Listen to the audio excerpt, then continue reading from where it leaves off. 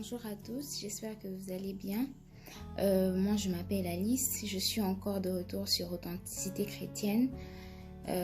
J'avais juste une petite pensée à partager avec nous ce matin que Dieu a placé dans mon cœur. C'était par rapport aux serviteurs de Dieu.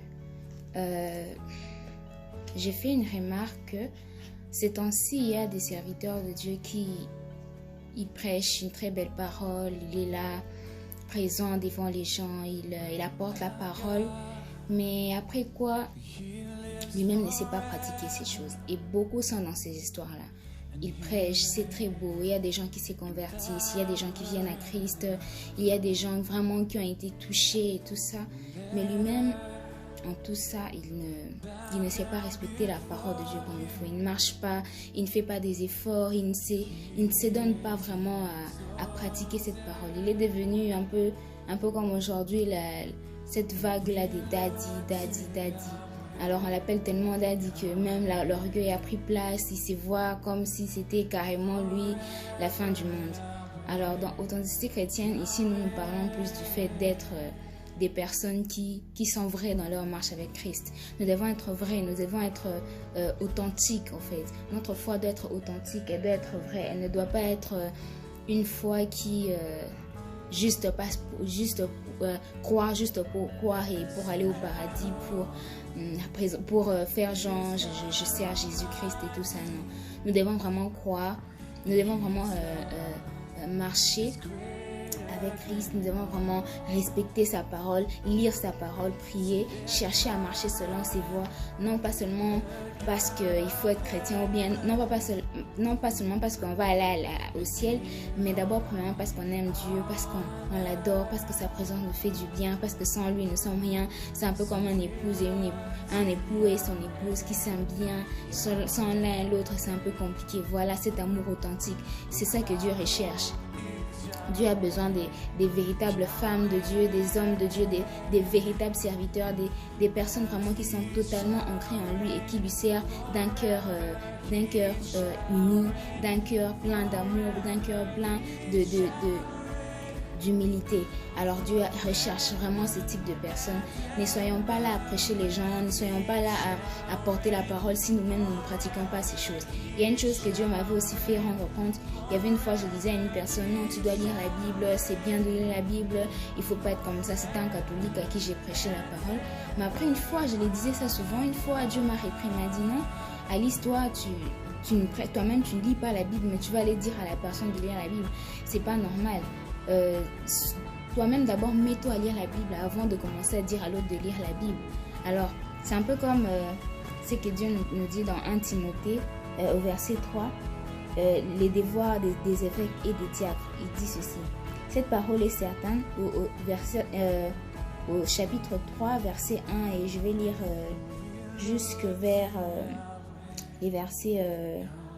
jusqu'au dernier verset qui est le verset 16. Donc je vais un peu essayer de lire carrément tous les versets et puis on va voir comment Dieu nous recommande, tout ce dont Dieu nous recommande sur un bon serviteur de Dieu. Cette parole est certaine, si quelqu'un aspire à la charge d'évêque, il désire une œuvre excellente.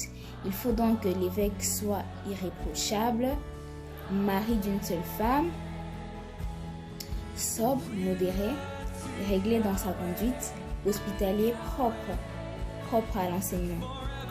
Il faut qu'il ne soit ni adonné au vin, ni violent, mais indulgent, pacifique, désintéressé.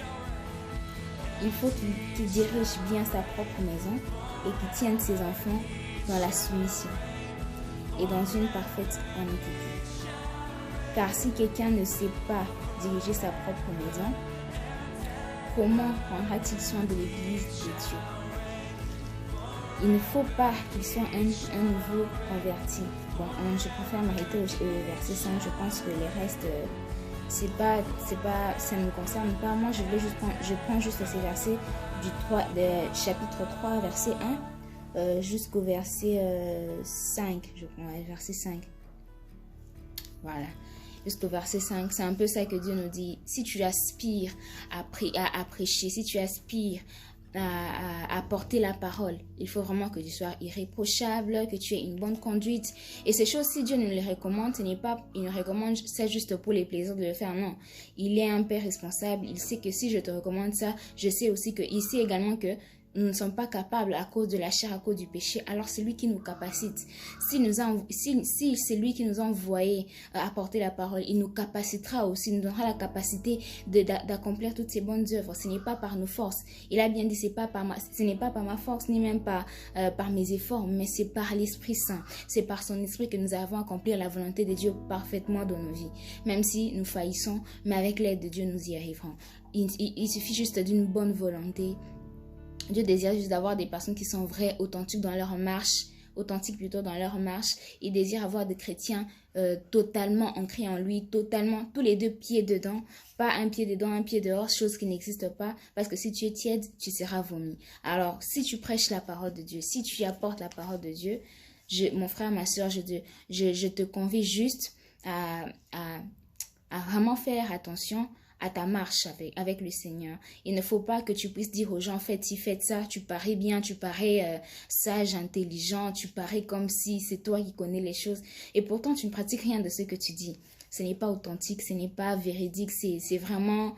C'est vraiment une véritable comédie. Même devant Dieu, c'est mieux d'être applaudi par Dieu que par les hommes. Imagine Dieu ne sait pas t'applaudir, il est là en train de regretter, mais les hommes t'applaudissent et tu es genre, en tout cas je suis. Tu n'es pas au fait, c'est Dieu qui est. Alors il faut vraiment qu'on retrouve Dieu en toi, que tu meurs, que tu sois sacrifié, que tu disparaisses afin que Dieu apparaisse dans ta vie. On veut voir Jésus vivre au travers de nous. Jésus veut nous voir vivre au travers.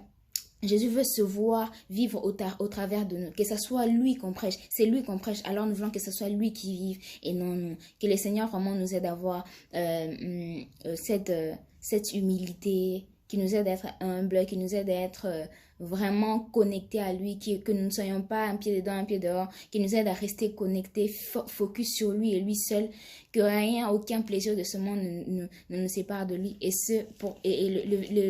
le seul conseil que nous pouvons avoir pour rester connecté, attaché à Dieu, pour ne pas se laisser envahir par les plaisirs de la vie, c'est lire la parole de Dieu, la méditer, c'est prier, chercher la face de Dieu, c'est avoir cette vie d'intimité, cette vie de désirer le Seigneur, de désirer sa présence, de le voir, de toujours demeurer à ses côtés, demeurer sur son ombre,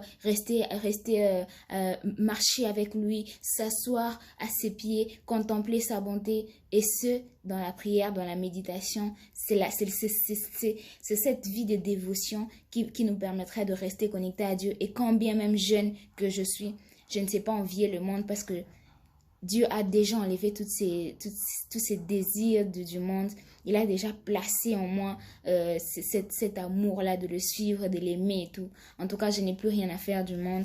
L'amour de Dieu me suffit. Et lorsque nous sommes envahis de cet amour, en tout cas, nous sommes plus que comblés. Il n'y a pas mieux que l'amour de Dieu. Elle est bien plus que parfaite.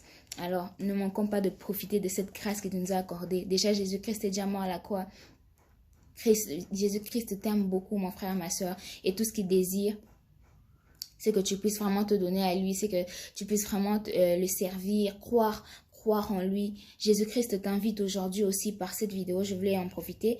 Il t'invite à le recevoir comme Seigneur et Sauveur. Si tu sais que tu n'as pas encore reçu Christ, il t'invite à le recevoir. Reçois-le comme Seigneur et Sauveur aujourd'hui, avant qu'il ne soit trop tard. Christ revient bientôt. Nous ne savons ni les jours ni l'heure. Ça sera comme un voleur, en tout cas pour ceux-là qui ne le connaissent pas. Mais pour nous, enfants de Dieu, non, parce qu'il nous a déjà montré les signes de son retour, de son retour ici-bas. Alors, il a vraiment besoin à ce que nous rester sobres, nous puissions rester vraiment focus sur lui et lui seul, que nous soyons des bonnes épouses, des épouses qui attendent vraiment le retour de l'époux avec la patience qu'il faut, parce que l'impatience chez Dieu, c'est pas bien. Avec patience et aussi avec tout l'amour et la passion possible de vouloir commencer une nouvelle vie avec son époux, ça fera énormément plaisir à Dieu. Et c'est ce qu'il demande à ce que nous, ses enfants, ayons comme attitude en ce temps de la fin, que nous puissions vraiment les rechercher, mis à part le travail, mis à part nos occupations. N'oublions pas Dieu, n'oublions pas qu'il est là pour nous, n'oublions pas n'oublions pas qu'il existe, qu'il est présent, qu'il soit vraiment le centre de nos vies, de nos intérêts. Cela lui fera énormément plaisir, et c'est l'attente de tout un père de vouloir de voir son enfant venir vers lui dire papa je t'aime, papa j'ai besoin de toi, papa tu es mon tout. Ça fait plaisir à Dieu, nous sommes ses enfants. Il n'y a pas mieux pour lui. En fait, nous sommes là, même si Dieu est tout en tout, en fait. Il se suffit en lui-même. Mais malgré ça, malgré sa grandeur, malgré sa toute puissance, il nous a jamais mis de côté. Il nous aime toujours. Et il a tellement aimé le monde que jusqu'à venir mourir à la croix pour nous. En tout cas, il n'y a pas plus grand amour que ce que Jésus-Christ a accompli pour nous à la croix. Alors, mon frère, ma soeur, je t'invite à recevoir Christ comme Seigneur et Sauveur. C'est une invitation. En tout cas, que le Seigneur te bénisse que le Seigneur bénisse tout celui-là qui va accepter cette invitation. Et je prie vraiment qu'il y ait une belle histoire. En tout cas, c'est clair. Si tu acceptes Christ comme Seigneur et Sauveur, il y a une belle histoire qui va commencer avec Christ.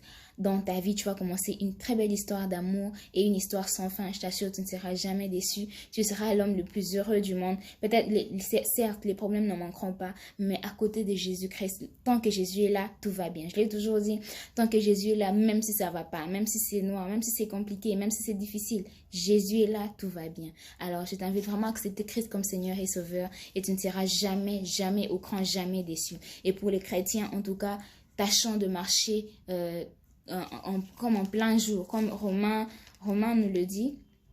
Tâchons vraiment de marcher comme en plein jour, loin des excès, loin des livrogneries, loin de toutes ces choses qui ne glorifient pas le Seigneur. Christ est proche. En tout cas, je t'invite, mon frère, ma soeur, à craindre vraiment le Seigneur comme il faut, à marcher dans ses voies. Et pour ceux-là qui vont l'accepter, gloire à Dieu, et que l'Éternel ne manque pas de vous bénir.